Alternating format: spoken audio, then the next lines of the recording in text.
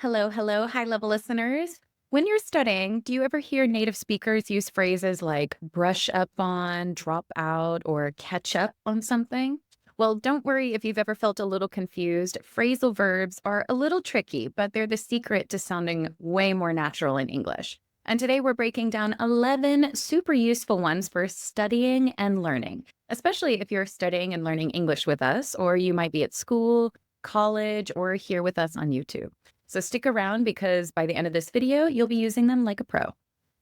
Yes, we think you will. Well, welcome back to High Level Listening. This is our YouTube channel where we give you side-by-side British and American English all at the same time. And today we're sharing another one of our phrasal verb episodes all about studying and learning. Like always, this phrasal verb topic is now part of our phrasal verb study pack, which is available in our store. It includes all of our phrasal verb episodes. It comes with exclusive PDF worksheets, word lists, ad-free MP3s for every single unit, and this one now as well. You can get all those materials in the link in the description below. All right, so let's get back to today's class. Like always in these videos, we'll explain each phrasal verb very simply, giving you a good definition. Then give you 4 example sentences for each one. Now, some phrasal verbs have multiple meanings, but don't worry, we're going to stick to the topic of studying and learning for this one. Let's jump into the first one. To go over something. To go over something. This means that you're going to review it or look at it a little bit more carefully. All right? Let's go over the chapter together to make sure I understand it. If you go over something, you might be doing it again. So let's go over the chapter together, meaning let's really thoroughly look at it, or let's do it again to review. I'll go over the practice problems again before the exam. Yes, like Kat said, when you go over it, you're doing it for the second or third time.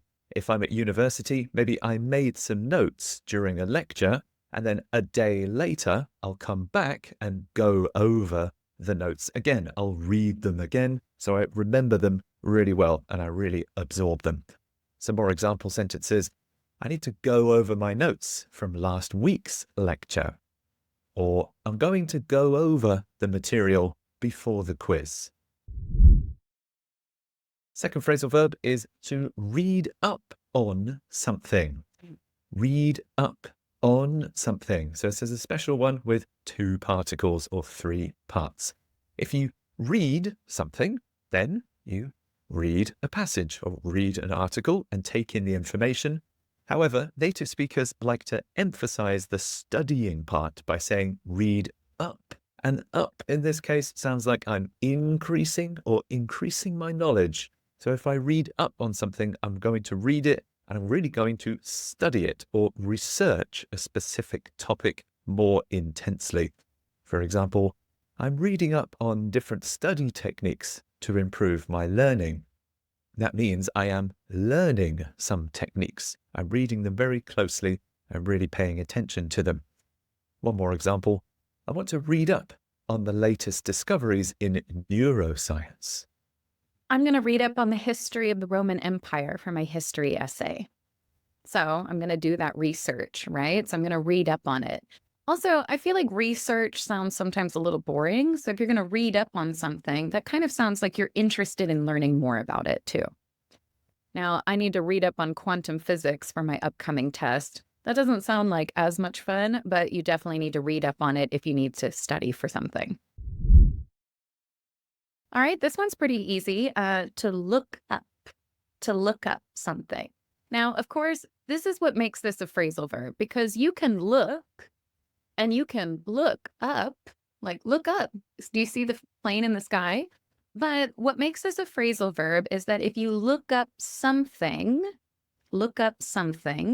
then you're going to search for something. You're going to find information.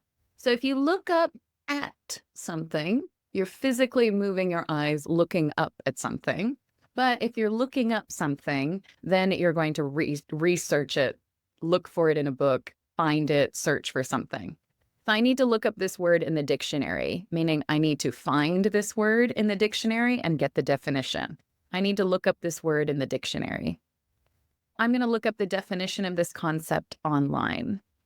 I remember having books at school. I would try some maths quizzes or maths activities, and then to check if I was right or wrong, at the back of the book or the end of the book, they had the answers. So I would try the activity and then say, okay, now I need to look up the answers at the back of the book. So I would look up, meaning I would search for the answers and check if I got them right or not. Some more examples. I'll look up the author's biography to learn more about their background. Or I have to look up the historical context of this event. Full phrasal verb we have is to keep up with your studies. If you keep up with something, then you are maintaining the pace of your studies. The teacher is showing you new information and you are learning it at the same speed. This is a good thing. You want to keep up with your studies. You want to be able to hear new things, read new things, and absorb them and remember them, and then go on to the next one. We'll show you the phrasal verb for the opposite a little bit later, but you want to keep up with the class, keep up with the lecture, keep up with your homework. So finish the homework on time and not have too much to do. Some example sentences.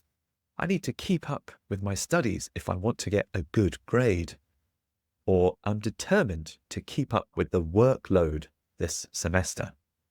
Oh, the original verb is keep up, right? Hey, keep up. You have to keep up. But then if you want to connect it to an activity or an idea, you need to connect it with the word with. So keep up with my homework. Keep up with my classmates, right? So we can just use, I just really need to keep up. There's so much homework each week and it's hard to keep up. I'm trying my best to keep up with the readings for this class. It's hard to keep up with all the assignments, but I'm managing. The opposite of to keep up with something, all right? So here's where we need to be, all right? I'm keeping up. Okay, I'm keeping up. But then maybe one week you get sick and then you fall behind. You fall behind. So we don't actually use the word fall down. We say fall behind. So we are falling behind, meaning we can't keep up. We can't do the things at the same pace. All right. So here's where my professor is. Here's where my homework is. And here I am. All right. So I have not been able to keep up. I'm falling behind. I've fallen behind in my homework because I was sick last week.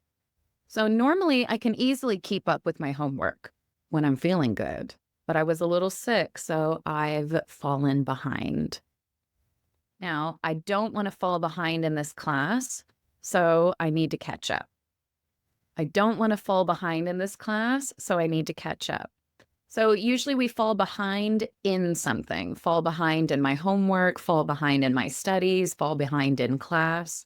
So keep up with my class, fall behind in my class. Some more example sentences. I'm worried about falling behind if I miss any more lectures. Or I'm trying not to fall behind on my assignments. I think you'll definitely hear this more among university students where the workload is suddenly much higher than high school or previous levels, and you have to be very organized so you don't fall behind. So if you do fall behind and you need to work a little bit harder to catch up on something, that's our next phrasal verb. Catch up on something is after you missed lessons, you missed deadlines, or are late on assignments. You need to work harder and work faster so you're back to the expected level. You're back where you should be and you're back on time and can keep up with everyone else. So yeah, maybe you were sick, maybe you just were busy or just overwhelmed.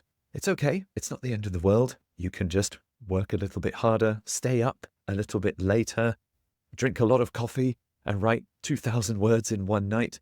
That is to catch up on your work. It's another one with 3 parts. You can catch up on a task, catch up on an assignment, catch up on a lecture, or I'm catching up on my assignments. One more example. I have a lot of work to catch up on after being absent. So we've got three verbs that are all kind of related to each other. To keep up with someone is to stay at the same pace. You might be a tiny bit behind, but you're okay, right? You're keeping up with things. Then you might be sick, so you fell behind, to fall behind. Well, now that you're down here, you can't keep up, right? You can't. You have to catch up first. Okay, so that's kind of the difference between all three of those. I need to catch up on the lectures I missed. I'm going to spend the weekend catching up on my reading. Okay, so the next one is when we are physically giving our reports, our papers, our messages to the teacher or the professor or even your boss, right? So we're going to hand something in. I'm going to hand something in. I'm going to turn something in. Now, I think the difference between hand in and turn in, if you are physically walking up to your professor, giving them your paper, you are handing it in, you are turning it in. But if you're doing something online, we can still use the phrase turn it in. I wouldn't probably say hand it in online. That doesn't sound quite right because we kind of need to use our Right. hand here. But you can turn it in online. All right. Hey, I know you're supposed to turn it in class today, but because you're sick, you can turn it in online, meaning send me your paper, right? I can have your paper. So I need to hand in my essay by tomorrow. That means that I need to give it to my professor. I need to give it to my boss by tomorrow. I need to hand in my essay by tomorrow. I'm going to turn in my project early. I'm finished with it. I want to give it to my teacher, my professor, so I don't have to worry about it anymore. I'm going to turn in my project early. Yeah, I remember at my university, there was a website where you submitted your essays, and the website was Turnitin.com. called, Turn It In. That was the name of the Yeah, website. I Yep. remember that. I had the same one. I was Right. just So thinking about that too. you had to turn it in on turnitin.com. Yeah, Yeah. that's it. Turn it in Yep. on exactly. Hmm. Yeah, I think as online assignments or essays written on a computer are so much more common, I hear turn in much, much more often. But some more examples. I have to hand in my lab report next week, or I already turned in my homework. So if you finished early, you feel proud of yourself. I already turned in my homework. Okay, next phrasal verb is to get through something. To get through in a context of studying is to get through a course or get through a semester, a block of time or a period of learning that could be several days, several weeks. And I also feel like this is not easy. If you get through the semester at the end, phew, wow, I did it. I got through it. Now I'm tired. My brain is mush. So if you get through it, it's not easy. You have to study hard. You have to work hard and read a lot and do a lot of research, but you want to get through it. When you get through it, you complete it, you finish it. So you might be quite stressed at school thinking, I don't know how I'm going to get through all this homework. I don't know how I'm going to finish all this homework because it is a lot and it's a challenging task. On the other hand, you might be feeling good.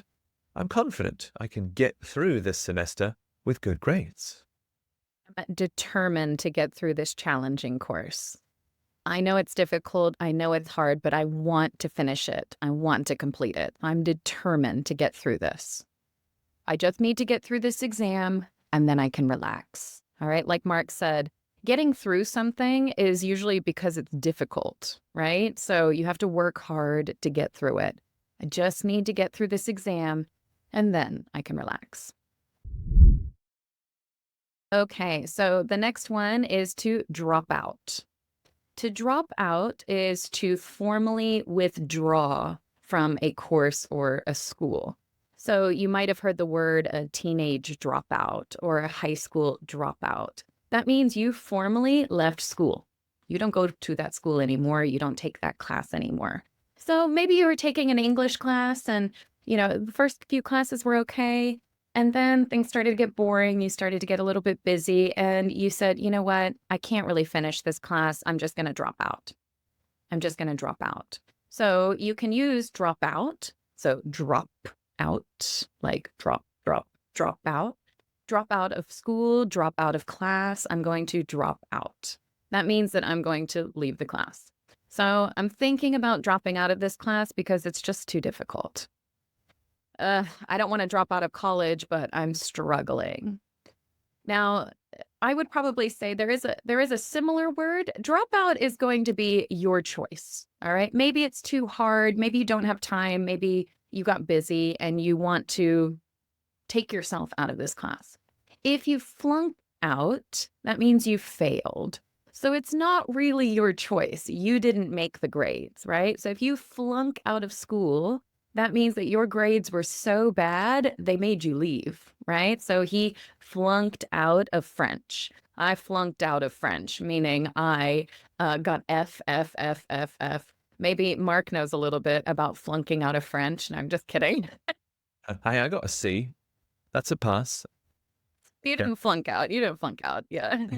Sure. This is definitely a phrasal verb. I think both of them, to drop out of and flunk out of school, both more common in the United States. In the UK, I think you would say I left. I left university. I stopped university. We don't tend to use those phrasal verbs. But to give you some examples, just in case, I decided to drop out of the program because it wasn't the right fit for me. And one more, I hope I don't have to drop out of school. So you probably wouldn't use those. What would you say instead? I left the program. I stopped the Okay. course, or I quit Okay. the course.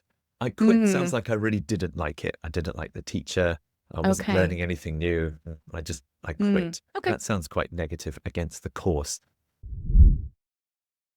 All right. And our very last one today is to brush up on something. Mm. If you brush up on a subject or brush up on a skill, maybe you learned about it in the past, and maybe it was quite a long time ago. And after all those months or years, you started to forget details and forget grammar rules. So you need to go back to review and refresh your knowledge of something. Maybe you studied a language many years ago and you want to, or you feel that you're starting to forget the rules, the vocabulary, and how to say things. So you want to go back and brush up on it. So you'll study it again. You might go over your old notes. You might find a new teacher or join a new course, and you'll relearn or regain all the things that you were starting to forget. So you might hear about brushing up on my English. We have lots of students who come back after many years and say, oh, I used to speak English every single day. Then I stopped and now I'm forgetting it. So I came back and now I want to brush up on my English. You relearn quickly because you learned it once, and remembering is faster and easier than learning from zero. So to brush up on is to relearn it quite quickly. Some example sentences could be, I should brush up on my grammar rules. Or I want to brush up on my knowledge of art history. Now, in Mark mentioned brush up on something. In American English, I do hear people drop the on. So I need to brush up my Spanish before my trip to Spain. I would say some people do say brush up my Spanish, but a lot of people will probably more often use brush up on my Spanish. So I'm going to brush up on my algebra skills before taking the next math class. Now, this is assuming you learned the algebra beforehand, right? This is not learning a skill brand new. You've learned this before, so it should be quick, right? It is a quick review. So there you go, everybody. Another amazing list of useful phrasal verbs and phrases that you can use next time you're talking about your studies and studying. Which one was your favorite phrase from the video today? Did you learn any new phrasal verbs? Let us know in the comments below. We read and reply to every single one, and we love hearing from you guys. Yes, we absolutely do. If you really liked the video as well, please click like, and you can subscribe to us as well on YouTube. We put out 2 new videos every single week. And don't forget, if you really want to take your phrasal verb knowledge to the next level, you can check out our phrasal verb study pack, which includes this unit and the 12 others we've already made. In every lesson, we give you lots of extra bonus materials to help you expand it and learn more about it and take ownership of it better than ever before. Thanks so much, everybody. We really appreciate it. See you next time for our next English video here on High Level Listening. Bye.